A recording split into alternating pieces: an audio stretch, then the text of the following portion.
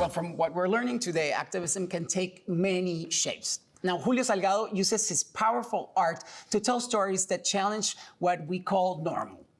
Julio is here today to speak to us, and we're super excited to talk to you about how do you interpret your activism, particularly in your position right now being a DACA recipient. Yeah. Thank you. First of all, thank you so much for having me. I appreciate it. No, thank you. To me, art has been the way that I've communicated all of my life, specifically drawing.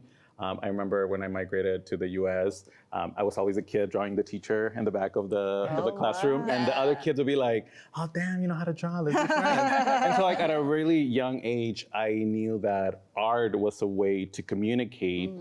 Back then it was trying to make friends. Now it's trying to say, hey, my existence is valid, right? And so there's many ways to be an activist. And for me, art, by drawing, to me, like drawing the people that are affected by various issues is my way of honoring immigrants specifically and queer folks of color specifically. And was this your like subject matter like since you started drawing, or is this more of like a recent phenomenon? Yeah, so I mean, growing up, when you're a teenager, I'm actually doing right now a series of portraits of queer folks and I ask them who was the pop star or musician that, saved your life or, made your teenagehood more bearable. And that's because when I was a teenager, that's what my focus, I don't know, there was something about singers, especially for me, it was the Spice Girls. And I would, I was drawing them. And as I, went to college and realized the fact that I was, my immigration status was a little complicated, I started using, my art. I actually studied journalism. So when I was in college, I would do political cartoons. Wow. And so, eventually I graduated college and, Facebook really became my newspaper where I would publish. Wasn't getting paid.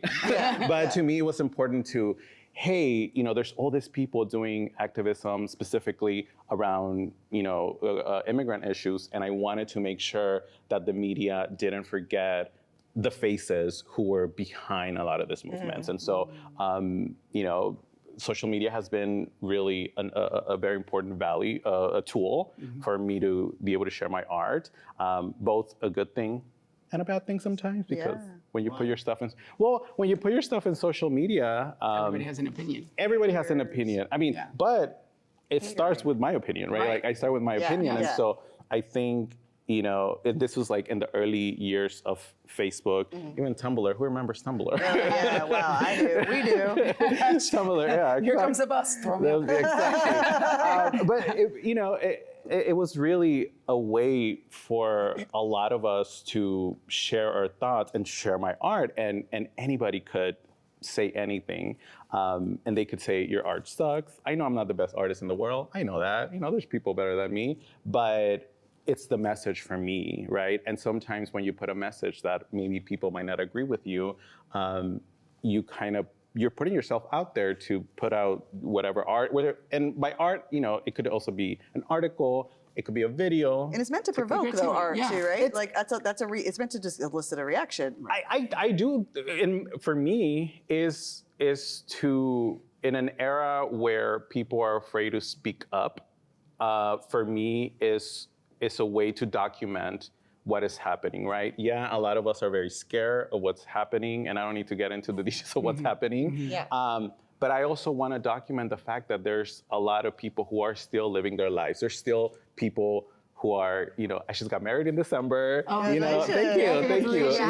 Thank you. But what it's like is because you give a face, because we hear the stories, and a lot of people, for example, hear the stories, and they don't know somebody who is a DACA recipient, for example. And now with these stories, you're giving a face to it, and you can actually see, oh wow, this story is happening to this person. I want to know for you right now, as an artist, as an activist, what is it like to be a DACA recipient in your position where we are right now in this moment, and how does that affect your creativity? Yeah, people have asked me in the past, like, aren't you afraid to share your artwork, because of what's happening right now? And I'm like, our communities have been under attack for many years. You know, it's not new. It's not new. It's Yeah. not new. It's just that it's more in your face. And so because I come from a community that has, specifically an immigrant community, and back in the early 2000s, mid 2000s, I'm sorry. What is 2010? Is that the mid 2000s? 2010? Yeah, okay, it's right now, yes. A lot of undocumented students started what we call coming out of the shadows, which comes directly from coming out of the closet, right? And the more of us that came out, the more protected that you felt, right? And so I come from that school of the more of us who speak up, we're gonna be together, we're gonna be united. And so, you know, for me to continue to document it's very important, right? Because I'm not going down without a fight. And for me, fighting means creating a piece of artwork, a piece of art that as you said, provokes, you know, conversation, even amongst people that I might not be in agreement with. I wanna switch gears a little bit because this is something that I have a lot of family members that are artists in the fine arts, you know, realm, and I've talked to them about this, and I'm always curious to know how you're dealing with artificial intelligence as an artist. I know it has nothing to do with what we're talking about, but I do think it does affect artists nowadays, and I think it is an important subject to talk about because AI is being used politically speaking, socially speaking. There's so many ways that people are using AI, and some people are even calling it art. I mean, I'm seeing digital artists on people's profiles constantly, and then you see in all of their feed, it's AI content. So how do you combat that? Do you combat that? Do you complement it? Yeah. What do you do? Listen, I feel, you know, through the years, there's always been some kind of new technology that definitely has affected artists, right, in one way or another. This is our battle, you know, and same when sometimes I'll be on Instagram and I'm like, that is not a human-made art, you know? And so the way that I combat it is continuing to make art, right? Like I think the only way to continue, and I'm very intentional about putting my name on things and I always ask folks, so if for folks out there watching this, if you ever see a piece of my artwork or somebody else that you know is a human artist, make sure you share and credit the name of the artist because it is important that, you know, as you said, distinguish who's a human and who's the, you know, the AI. I think the whole fear with like artificial intelligence is completely justified, but I feel that artificial intelligence is not gonna replace humans. But humans that are not familiar with artificial intelligence are gonna be dealing with a big headache.